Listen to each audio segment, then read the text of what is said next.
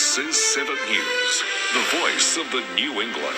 Tonight, calls for Tamworth Regional Council to push on with plans for a water purification plant.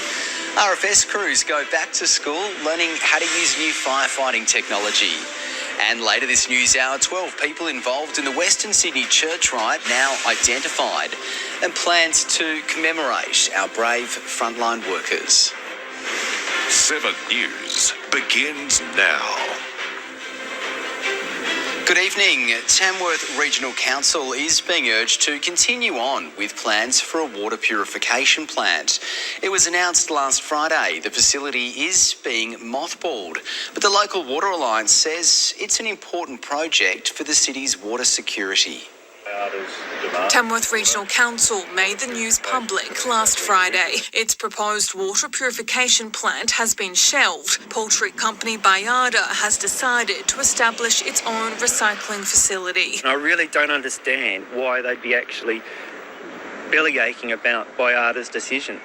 It's again a time for council to step up and make it happen. Council's plan was designed to take wastewater from Bayarda's new processing plant and purify it so it could be reused. A business case is being prepared for state government funding that's expected to be completed by mid-next year. Council say Bayarda has indicated it can't wait that long. The water purification facility that we originally envisaged is no longer economically viable, so we have come to a point where we need to reconsider. But Tamworth's Water Security Alliance is pushing for council to still go ahead with it. 50% of the water used in Tamworth at the present moment is industrial use.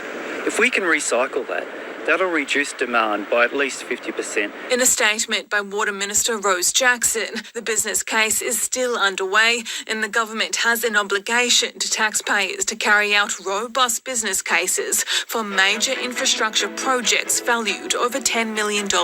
Minister Jackson says while Bayarda is planning to build its own water purification plant, now there are 3 other major abattoirs in Tamworth that will be considered in the business case. That business case will look at 2 options, a 12 megalitre a day plant and a 5 megalitre a day plant that would be built on council-owned land on the outskirts of Tamworth. Rachel Holdsworth joins us now from Tamworth. And Rachel, what's been council's response to the minister's comments? And on the outskirts of Tamworth.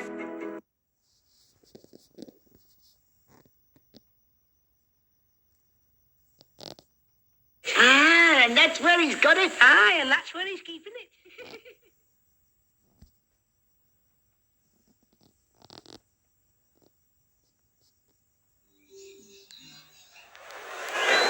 To be selected for the Olympics, you've got to be a great performer.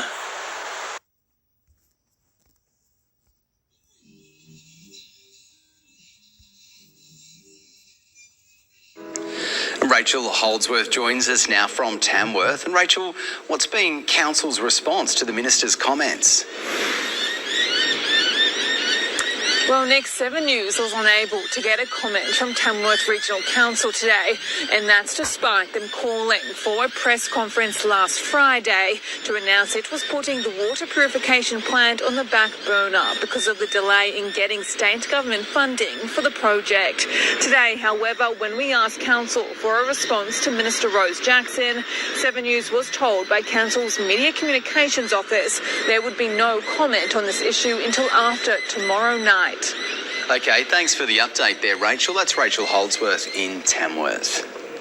Fire has badly damaged a home in South Tamworth. Police and Fire and Rescue New South Wales were called to the home on Anthony Road last night. It's believed the blaze started sometime between 9 and 10 o'clock.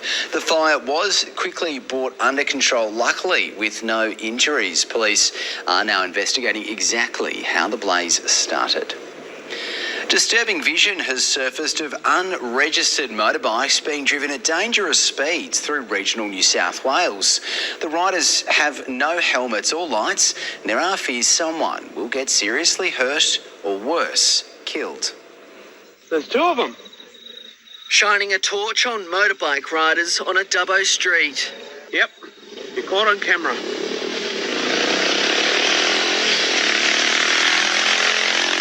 In the middle of the night and with no lights on, 2 riders not wearing helmets are spotted travelling past houses on a bike understood to be unregistered. They're the daredevil actions catching drivers on the road off guard. Blink and you'll miss them. Yeah, the driving behaviour adds, I guess, that dangerous element, not only to themselves but other road users, effectively. So that is something that we are aware of and we are cracking down on. In other instances, 2 people were filmed during the middle of the day riding off on unregistered bikes and without helmets. They've also been seen dodging traffic and riding through red lights, as well as caught speeding through main streets. In Dubbo alone, police have seized 30 unregistered motorcycles, some of them stolen from residents. When I speak to my peers, there's similar circumstances occurring, not only in metropolitan but regional New South Wales. Locals have told me they fear someone may be injured or even killed by the dangerous actions. It's led to police calling for public witnesses to come forward to help them track down offenders. That just allows us to build up some information or a brief and help us, I guess, isolate where particular areas or those involved in this kind of activity are living. Hamish Southwell, 7 News. A new childcare centre in Killala will be considered at tomorrow night's council meeting. But some residents aren't happy with the proposed location, saying it'll only add more traffic to an already congested road. Killala Lane could soon be home to another childcare centre, helping to ease pressure on parents who haven't been able to get in-demand spots for their child. So I think any extra childcare is going to be beneficial for the community, for people to be able to work and have that choice of somewhere for their children to go. Local residents are divided on the project. Some say they're all for more childcare centres, but have concerns around safety. I just think there's so much congestion on Killala Lane at present. It presents possibly a potential safety issue. That with the stop-start, an interruption. Councillor Coates says any concerns about the potential site have been considered. The traffic has been considered from the local traffic committee perspective. It's also been modelled by one of the state government traffic models that they use. Others living on Killala Lane say the centre won't make a difference to the traffic, which has always been busy. We've already got 2 schools here in the area and a shopping centre across the road, and we've got Farrer up the end as well. So we've already got a fair bit of traffic here. He says he sees the demand for another childcare centre as the suburb continues to grow. No, I don't have any problems with the childcare centre. I mean, they've built a lot of houses out here lately, and they're continuing to build a lot of houses, so there must be a demand for it. The development will be considered at tomorrow night's Tamworth Regional Council meeting. Hugh Pearson, 7 News. New technology is being rolled out to rural fire service brigades in New South Wales. Volunteers say the tool will be a game changer, improving communications on the fire ground. Brand new technology to better streamline communication from the ground to RFS headquarters. The mobile data terminal rollout is occurring in stages across the state, and Tamworth and surrounds is one of the first districts getting their hands on this device. At the moment, it's replacing our status panels that's in our appliances or vehicles. Currently, RFS crews in New South Wales send their messages through their radios in a status panel. Due to the high demand, it can be a slow process for crews to contact and communicate back to the Fire Control Centre. The MDT, which is essentially a tablet, should be a game changer. With this one, you're able to put general messages in to say that you're responding at turnout. They provide information back to you very quickly. Volunteer Graham Brown says the use of the device can appear to be challenging, which is why these training days are integral for local crews. The system itself appears complicated, however we're breaking it down into some easier steps for people to understand. The MDT will also allow crews to send through a range of data from the field, including images and maps. Previously we needed operators to receive the message and input it. whereas the art's all done autonomously. It will be rolled out across the state by the first week of May. Rachel Holdsworth, 7 News.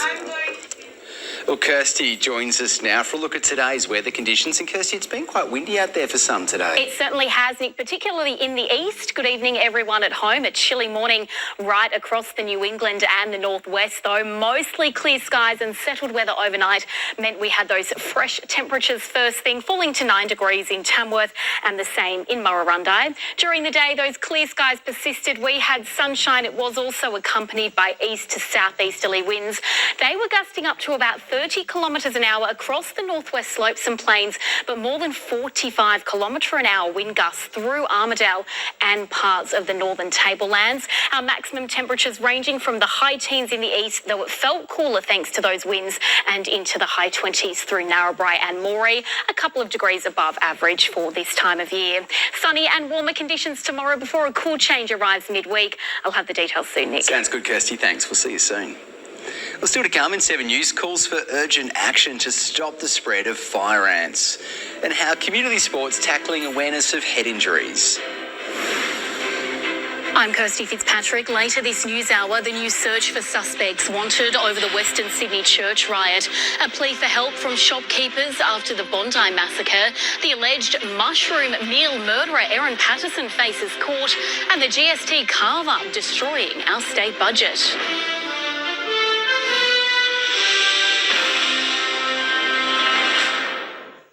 Welcome back. New South Wales farmers say more funds are urgently needed to stop the spread of fire ants following recommendations released from a Senate inquiry. It also follows a new detection in the Murray-Darling Basin near Toowoomba. They're small and deadly and could cost the economy billions a year if not eradicated. We can't let this come back and bite us by not taking the action we need now to get rid of fire ants as soon as we can. Red imported fire ants have been wreaking havoc across southeast Queensland. In November last year, the pests were detected in South Murwillumbah and then again in Wardell. What that outbreak showed, though, is that we must be vigilant and we must increase the amount of information that's available to people on both the north and south sides of the Tweed about the risk of fire ants. So, a Senate inquiry into the ants recommends more funding for the eradication program and research into the pests, the implementation of biosecurity zones, a step-by-step plan to get rid of the ants, and more public involvement. Weeks of the Senate inquiry being established, state and federal governments announced almost $600 million of more funding over 10 years. We think that the committee has sent a clear message. The government has now heard from farmers, environmentalists, economists, doctors, and a Senate committee. So the message is clear. We can't afford fire ants getting out of control. The aim is to rid the pest from the country for good by 2032, just in time for the Brisbane Olympics. Yeah, we absolutely don't want to be the country that gets a reputation for having a fire ant Olympics. It would be extremely damaging for our international reputation if, an athlete over here competing was to get bitten by fire ants and have a reaction. But New South Wales farmers say much more money needs to be allocated towards the program to achieve this timeline. Just can't afford. We can't afford to keep doing this. It's not a state-by-state issue. These are national issues. Elise Holden, 7 News. With local footy underway right across the region, community sporting clubs are putting out reminders about the dangers of concussion. They say awareness of the signs is absolutely crucial, as long-term brain damage is being discovered even in amateur footballers quite frequently. For some, love of the game can have intense consequences. Tamworth Swans AFL president Josh McKenzie remembers his first of many big head knocks at 15 years old. Despite feeling disoriented, he did what every footy player did in that day and age. I think some smelling salts are in the kit bag at that time, and they bring those out. You have a sniff of those and get up and keep going. The main impetus was trying to show that you weren't hurt, so that you looked tougher than your opponent. Now a father of 3 boys, he's more concerned about the signs, including chronic traumatic encephalopathy, a degeneration of nerve cells in the brain caused by head knocks. Things like memory loss or difficulty remembering nowadays, some persistence in headaches, and I'd even say mood changes that I've found or seen that when you hear about CTE and some of the symptoms, you sort of tick a few boxes in that. In the elite AFL game, they've taken a hardline approach on head-high hits, like this one a few weeks ago. The right comes crashing through. Which earned a 4-week suspension. But they're easily managed and enforced at that level. So exercise physiologist Caroline Abel says it has to become a community-wide issue. Through awareness and making sure that starting in the juniors, starting with your kids, making sure all the clubs are aware they've got protocols put in place. For any change to happen within Australian sport, the first step is to address the culture. Community sport leaders say that the Aussie male tough-it-out attitude is probably on its way out, and for good reason. There's still elements of toughness, there's still space for bravery in our game without necessarily trying to take people's heads off. Rex Quayle, 7 News. Well, still to come in 7 News, the defending premiers suffer a loss at the hands of Demon Knights. And the Bears bounce back too good for the Cowboys. Welcome back. North Tamworth Bears have bounced back, defeating Dungown at Jack Wollaston Oval. A back-and-forth first half tested both sides before the Bears ran away with it. The Bears returned to their backyard, but the Cowboys scored first. Before Dungowan could blink, the Bears fired back. They held on to their lead, but lost one of their best. The Bears kept the pressure on, the ball falling to the debutant. Trailing 10-6, Dungowan kept themselves in the fight. There were calls for a forward pass, but the try stood, and they kicked their way back into the lead. Another lead change minutes later as Bears wrestled their way home. The good times kept rolling for North Tamworth. A perfect end to the half, a debut double. Dungowan started the half strong. But Norths continued to dominate. Finishing strong to take out the win, 38-18. They were never going to go away, so we had to really turn up when they got the better of us and sort of turn the momentum in our direction. At the end of the day, just going back into it, we've got a good foundation we can work on. Max Gent, 7 News. The Tamworth Magpies and Armidale Blues have kicked off the New England Rugby Union season with a big bang. A few cards were shown in a feisty clash as both teams looked for their first win. Any hope of sending an early message on home soil was dashed immediately after kickoff for the Tamworth Magpies. Armidale Blues winger Morgan Pennefather crossing the line in emphatic fashion. Another Blues try and penalty kicks made it a 15-0 ball game, but Magpies lock Norm Turner powered his way through the Blues defence to put them on the board. The hits got bigger after the halftime break, Armidale's flanker given a stint on the sidelines. But with the game in the balance, things turned feisty. The two sides locked horns, and now the Magpies were down a player, and momentum was in Armidale's favour. Silly mistakes, we just lost our discipline. We down to 14 blokes, we've still 50 or 40 to go, it's just, don't need it. But Magpies fullback Mitchell Bowen rose to the occasion, turning on the Jets to make it Magpies 12, Armidale 15. But it wasn't to be for the black and white. Armidale found the line once, twice, 3 more times to run away with a 34-12 victory. We didn't probably do it well for a lot of it, but found that when we did and spread those guys out, we were able to find some holes. It is what it is. We'll go back to drawing board on Tuesday and see what Walker has. St Albert started their premiership defence on the wrong foot, losing to Walker by 21 points. And in the Central North, Narrabri, Moree and Gunnedah recorded wins. Rex Quayle, 7 News. The defending Northern Inland Premier League champions have been handed their second straight loss. South Armidale couldn't come back from a first half double from Demon Knights, with the game finishing 2-0. Hugely significant. They're young, they're fit, we're old. So it was really important to get a couple of goals and really put the game away earlier. This weekend, the Scorpions will hit the road as they take on North Companions, whilst DK will face Norths United at home.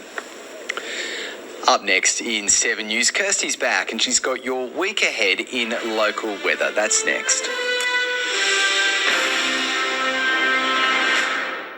Good evening, everyone. Clear skies and sunshine are forecast for much of New South Wales this week. A ridge of high pressure generating mostly stable weather and mild temperatures. But a cold front will move across the state through Wednesday, with maximums dropping 4 to 5 degrees through some districts. That frontal system also to be accompanied by cold southwesterly winds. Along the coast, we could see scattered showers thanks to onshore winds, but most of the inland should remain clear and dry over the coming week, including those of us in the northwest. On to our Tuesday now. It will be mostly sunny tomorrow and settled once again with a moderate southeasterly wind blowing. Blue skies and temperatures in the west up around the high 20s, following some early patchy fog in the morning. 28 in Walgett in the west, a top of 25 degrees on the way for Scone.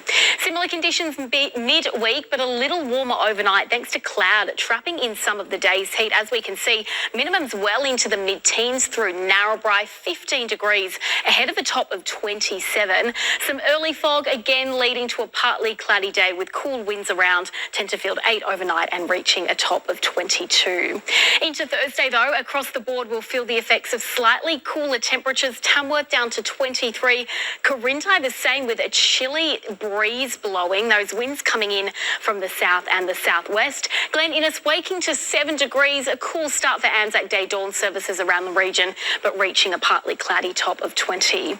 To our 7-day outlook now, we will start to feel the effects of that cool change in our temperatures both overnight and during the day. But some high pressure will also be hard at work this week, delivering us mostly settled conditions. Along with these slightly cooler temperatures, we can expect some cooler south to southwesterly winds around.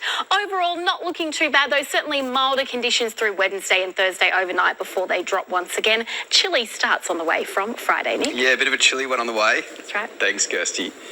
And that is your local news for tonight. You can always catch up on our website or at 7plus. In just a moment, Kirstie's back and she's got your latest national news. Enjoy your evening and we'll see you tomorrow at 6 o'clock.